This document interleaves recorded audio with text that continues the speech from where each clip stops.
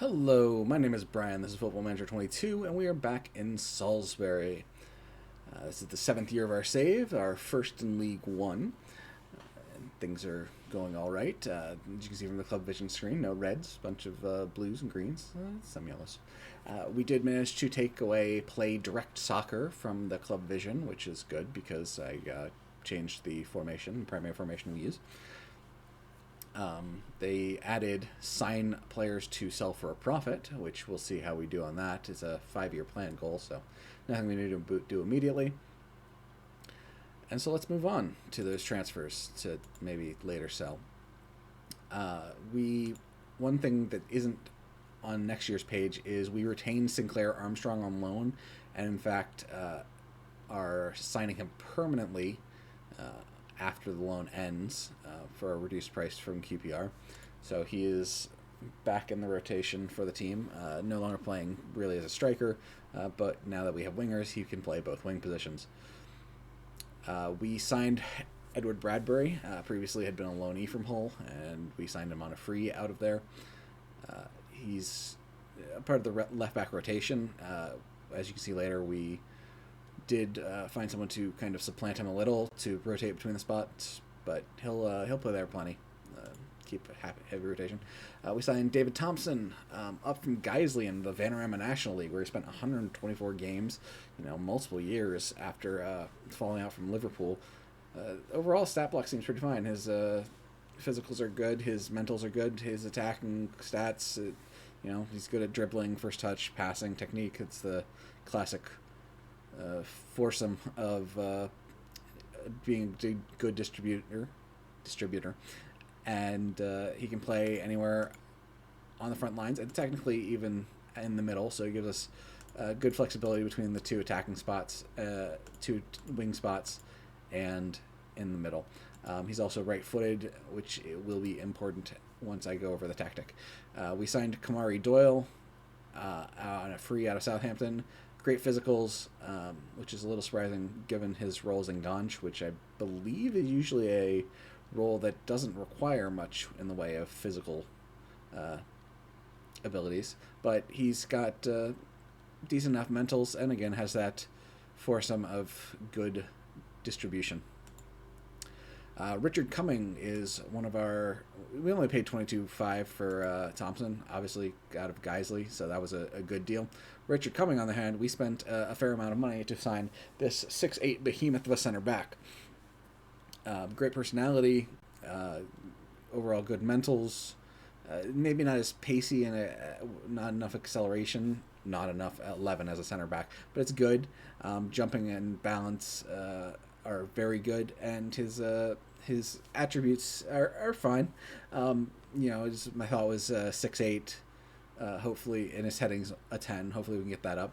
My thought was at just 19, having been capped at the U19 level for England, if we just get him banging some headers as a 6'8 monster in the set-piece game, that he would be one of those players that could really jump in value when someone goes, oh, man, set-piece god. We'll see if it goes that way, but I think he's a decent enough player for us, and while we overpaid a little, I think it's fine, and we had the money. And then Warren Fradley, another left back who we brought in on loan from QPR.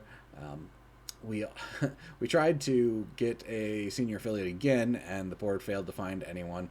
QPR wouldn't be a good fit because they're failing in the championship right now, but we've linked up with them multiple times, so it's a little hard for me to believe we couldn't find one. We let Cedric Colombo go for $27K to Carlisle. He'd just been, unfortunately, worked out of the rotation at his age, not unexpected. They are a League One side, so he actually went up and played 5 games for him, so I just don't think it was a good long-term signing, and maybe do be a short-term signing as well. Anyway, so brought a lot of players back, brought in these new players to play in the new formation. It is a 4-3-3, as I may have mentioned before. So this is the formation I've been playing for a long time. I played it in my FM19 save a large amount of the way. I played it in my FM12 save. Though I don't believe it... there might have been a few updates since then, but this is pretty much the same. So this formation was developed on the theory that nearly everyone's playing four at the back. Now that's changed slightly with the FM22 with the creation or the implementation of the wide center back role, which allows teams to play 3/5 at the back a lot more reasonably, I think, because you don't have to have all three of those center backs just sitting back in defensive roles. You can get them going forward and getting them going wide to create space and opportunities. But anyways, for four in the back, I had the revelation, perhaps obvious, perhaps not, that unlike that, say, in American football, where if you've seen a complicated American football play, you got these linemen and you're directing your line to block into other players, and if you're running a basketball play, often there's a pick to man on man. But it's all about those aren't the highlights. The highlights are say in the passing game or where players are running on the basketball court, because you want to create space. You want to attack space. That's the whole point of those picks, is to create space. You want to attack the space. Shocking stuff, I know. So four at the back means there are 5 spaces to attack, outside of the 2 fullbacks, inside the fullbacks and the center backs, and straight between the center backs. So what I did is I tried to come up with a concept that would attack all 5 of those spots.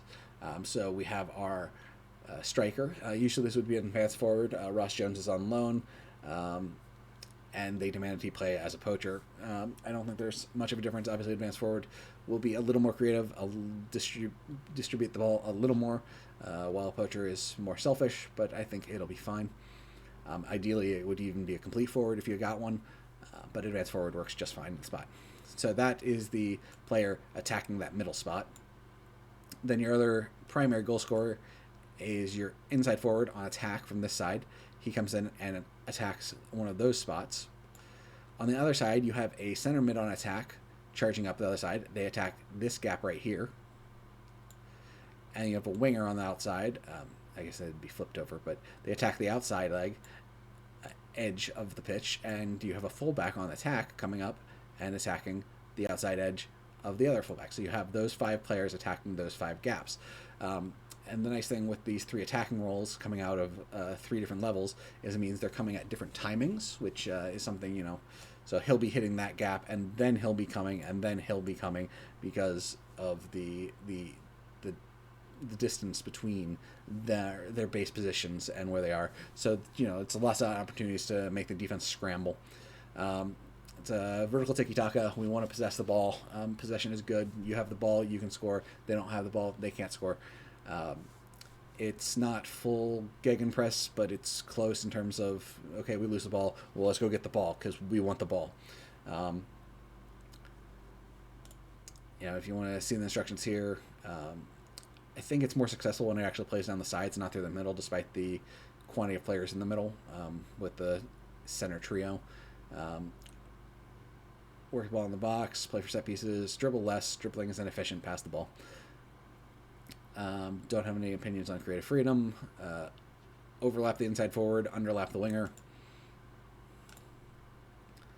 Press, distribute to center backs, and high lines of engagement. You just always need high lines of engagement in current Football Manager. So that is the formation, and why we went in for a certain set of players, why we got another left back to rotate, because this position obviously is expected to get up and down the pitch a lot and will wear themselves out. How's it gone so far? All right. We lost our first game to Mansfield 3-2.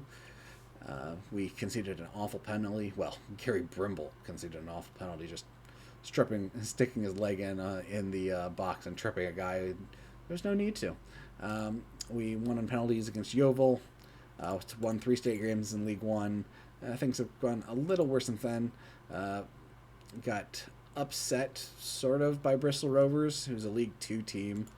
But they're at the top of League 2, technically based on rating.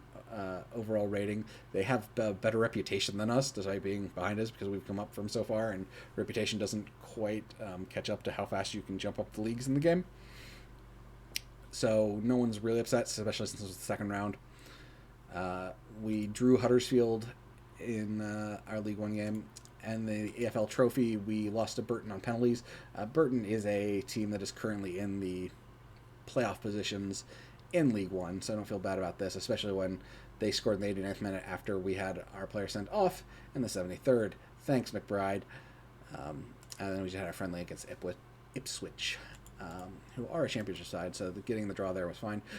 We scheduled that friendly, actually, because we were able to take a week and a half holiday or so, because we had 7 players off on international duty. They're like, hey, you're going to be missing 7 players. You want to skip this week and reschedule those games? We're like, yes, please, because, I didn't want to be down our goalie, 2 defenders, 2 center midfielders, and 1 of our attackers, because we actually have a decent amount of players who get called up to national teams, and ones who matter at that point. We have 3 players on the English U20 side. Cumming, the center back we mentioned, Fradley on loan at the left back, and McLean at defensive midfielder. I'm going to look into those changes. I'm not sure about them. Perry in for Doyle. They just wanted me to flip Perry and Doyle. That's fine. I'll probably do that. But I'll do it myself, because I do want Schotten playing at center back. Williams gets back forward. Sure. Yeah, that works for me. Staying positive, they want me to move back against balance against Coventry. Coventry's in 8th. We are roughly in 7th. We are back a game, though. I will kick over the standings once we... Give me a show, boys. We're in white. Coventry's in blue. We are still playing at Silver Lake Stadium in Eastleigh. Our stadium is well underway. Ronaldo. I don't think it's that Ronaldo. Shot enough to Bradley, Armstrong, Perry.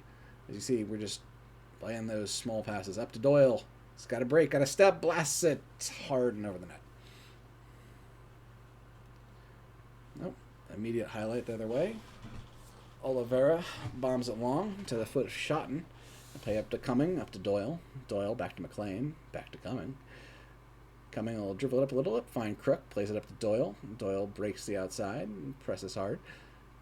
Crosses it in, Perry with a header, but unfortunately right to Oliveira. And let's see another highlight as Oliveira bombs it away. Schotten heads it forward. Unfortunately, Nacho Mendez comes away with it for them. Back to Ronaldo. So, as you may notice, the names are rather exotique for League One, perhaps, in your mind, and I don't disagree. The English youth system does bring in a fair amount of players from other nationalities, but Armstrong up to Jones, opportunity, apparently wide, brutal. Does bring in players from all other nationalities, bombs it forward to Schotten again. He should just stop doing that. Doyle to Crook. Crook passes it into Jones, passes it back all the way to Cumming. He'll dribble forward and play it back to Sinisalu, who plays it forward to Schotten, and then back to Cumming. Kind of a pointless reset, big man. Schotten to Cumming, up to Doyle, finds Crook. Crook cutting in, finds McLean, passes it up to Perry. Perry plays it forward. Doyle catches the ball in his foot, over the net. Oh, but tipped over, so Doyle will go take a corner for us.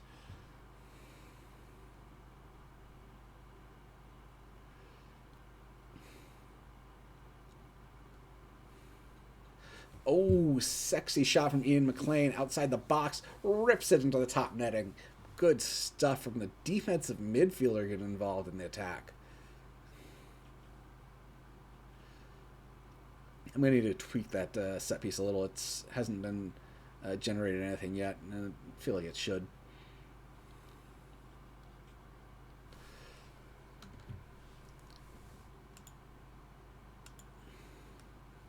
So yeah, we're up to 5th. We are a game behind due to moving those games around thanks to the international fixture window. Anyways, the other team having an Oliveira and more exotic players than a typical League One side is. Oh, so close for Doyle off the goalkeeper's hands, but we keep possession, keep attacking. Perry plays it hard, and they parry it over the net. And so Doyle will take the corner on the other side. Looking for coming, it instead goes out to there. Anyways, when I downloaded this mod, this database expansion to get down to all the way down to League 10, though we only installed down to League 8 and only technically needed League 7, 7th tier, excuse me, tier 10, tier 8, just replace tier in there for that. Corner? Thank you. It was basically the 2 days after Crook blasts away into the defenders. McLean will come away with it, plays it up to Doyle. Doyle touches, goes to the end line, centers, crosses. Armstrong gets it, third goal of the year for Sinclair Armstrong, and we are up. Oh, come on, boys. What?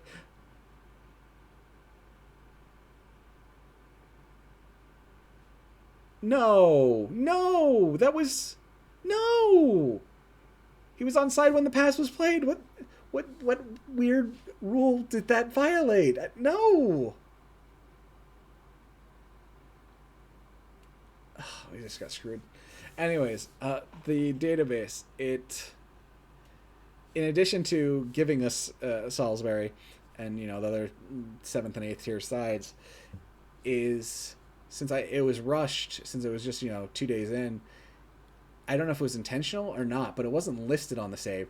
Is they stripped out a huge amount of rules for the English system.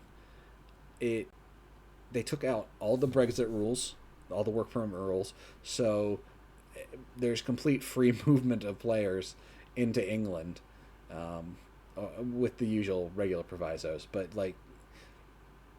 ball played up to Doyle, off a defender, which means you don't have that restriction of you can only get the top players, and theoretically only the highest Premier League teams are the ones really bringing in foreigners, and so the lower leagues are going to be very heavily English. We're going to see players with last names like Oliveira and Ronaldo down in League One. I don't have the funding to go scout other places other than the UK, so my roster is only players from the UK. I intend to try and kind of keep to the actual rules as much as I can, but there's only so much I can do because I can't calculate actual work permits. It's just too complicated to do. Pinged forward to Armstrong, cuts into the middle, plays a long forward for Crook. He's got a step, but doesn't have a step on the goalie. Plays into the middle, off a defender from Doyle, as they ping it out. So I'm gonna try and meet that. If you come on, he's being just fragile, diving. As you might have noticed from some of our signings, there's no deadline days, which is unfortunate because Jones has the ball. That is not unfortunate. Tries to pass into the net and off the woodwork. 1.5 or 4 XG. We've created a ton of attempts and obviously made one and been robbed of another. Cruelly and incorrectly. Where's VAR? I mean, I know the Brits tell me that the English refs screw VAR up, and obviously we don't have it in League One, but if there was ever a time for VAR, that was it. But we don't have deadline days, which is annoying because... And there we go. Don't take that one away, please. Okay, looks like it's going to stand. Armstrong plays it across. I believe Crook with the header into Jones. Well, Crook plays it off the woodwork as he tries to score, but Jones is there for the rebound, so good stuff. But we don't have deadline days, and one of the big new features for the game is improved deadline days. Dynamic, you'll get rumors and everything. And so with that, deadline days just turned off. I don't think I'm ever going to get those. Registration rules appear to be turned off. Like, there's no homegrown requirements, which can often be a pain. On some level, that's good because we don't have a youth side, but on the other, it's completely inauthentic. And also, since we don't have registration is when you set players' numbers, so we won't have the Jones blast away. We won't have the joy of setting our players' numbers. They'll always just be what is quote unquote correct for their positions on the pitch, with Sinisalo getting the 1, right back 2. In this case, it looks like left back gets 3, center backs 4 and 5, defensive midfielders 6, 2 attacking midfielders 7 and 8, 9 for the striker, 10 and 11 for the wingers. Anyways, very good day at the office for us against Coventry so far. 2.38 XG, 0.08 XG for the opposition. We scored 2 goals in those attempts. They've scored none. Brilliant. We've dominated possession. When the stats page comes up again, I will report that number, or you can read it for yourself. But so yeah, the database was good in that it gave me Salisbury. It's also bad in that it stripped away a decent amount of the authenticity that I like. Now, some people prefer it this way. To keep it simpler, they can do whatever they want within the context of, I don't have to play with all these silly rules. But those silly rules are what make it interesting and engaging, and I don't know, give it puzzles you have to figure out how to balance the team for that, and we're not going to have to do that. Played forward to Robinson, but Sinisalo, so good despite not having to do anything today. We've had 60% of the possession, so that's good. Just grabs the ball out of midair. Also, our loss in penalties to Burton in the EFL Trophy, which is the League One, League Two trophy, played also with U23 teams from the Premier League. That was played with Bergstrom in goal because Sinisalo had gone early to play for the Finnish national team. So Bergstrom saved no goals in penalties because he's never saved a penalty in his life. So that was part of the reason for that setback, is that we were already playing with a bit of an international window team.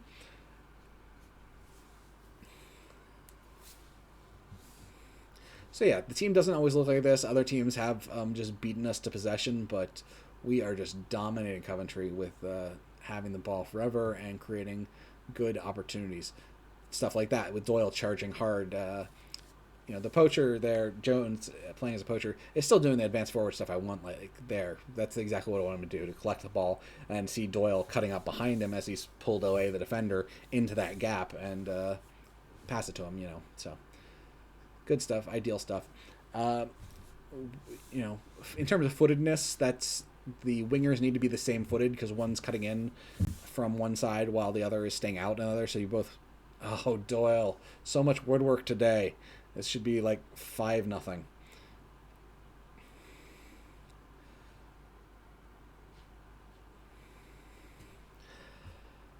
So since they're coming from opposite sides, but one's an inside forward, one's a winger, they have completely different responsibilities. So they either both need to be right-footed or left-footed. We opted for both right-footed because it's there's just more right-footed players than left-footed players. But if we find an insane left-footed player in one of the two spots, probably inside forward, it's harder to find, who we need to have, then we'll start looking for left-footed wingers and we'll flip the formation.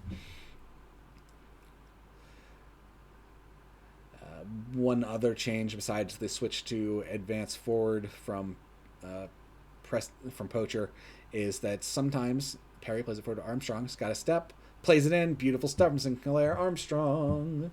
There's that third goal that we deserve. Is that one of the wing back on the side with the winger? Just ignore that trip too. Doyle, Perry, Armstrong, just tip, tip, tip. Nice, sexy little touches. Is you can play him as an inverted wing back, just get him tucked in instead of racing to the edge, because again, it's kind of forms a shield underneath the 5 attacking players. Do the Mazzala and that wing back and the defensive midfielder just to distribute the ball and recycle it to the attacking players as they look to get forward. So who Max coming in. Hazeman can come in for Doyle, but then we'll flip Hazeman and Perry.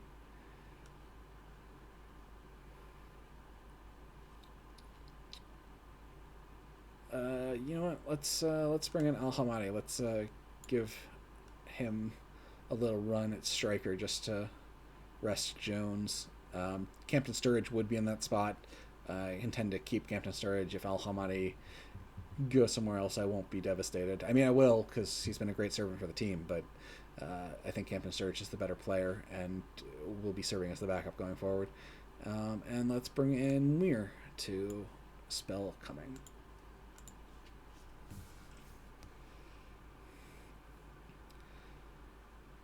Crook on the corner. Yeah, I need to... I was Muir all the way back there already. Hazeman, looking for opportunity. He wanted to be McLean, striking from the edge of the box. Doesn't quite get it. And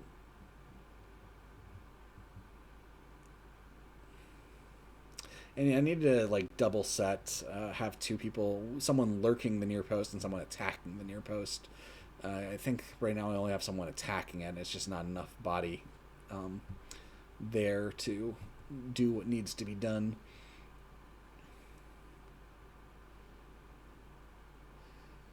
Ball played for Crook. He of the absurd pace. Brian Waugh obviously is usually a center back for us, but has positional flexibility to come out and play for the right, as I believe Brimble picked up a minor injury. And, you know, we'll just kind of cruise here. 90% pass completion, exactly what I want, to a solid win.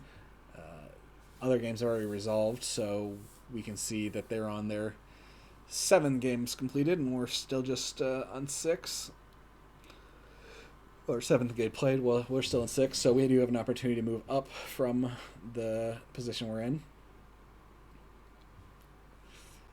In terms of finances, I believe we have roughly $450,000 in transfer money, or some ability to distribute that to salary, obviously. I don't plan on making any signings currently. I'm happy with the team construction as is.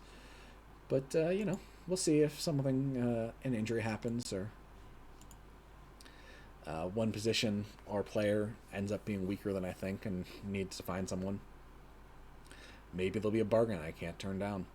So yeah, Mansfield leads things, which isn't surprising given how they played against us. I thought we were pretty equal to Burton when we played them in third. So I think Mansfield might be the best team in the league legitimately, and then I think we're as good as anyone else in the standings. Obviously, in this league, 2 go up automatically, and then there's a 4-team playoff for the 3rd spot into promotion in the championship. Hopefully we'll be able to maintain at least a shot in the promotion playoff. But yeah, so that's the update for things right now. Things are going pretty well. I like the team construction. I like the tactic we're using currently. I'm sad that I kind of confirmed that the database we're using took a lot of the challenge out of designing and playing a team in the English Football League. But we will make do and continue on, since it was the only way to get Salisbury on the team in the game at the time. So, thank you for joining me. Hope you've had a lovely time with me here. Please subscribe, like, comment, all those fun things. And I will talk to you again soon with a mid-year update. Until then, bye.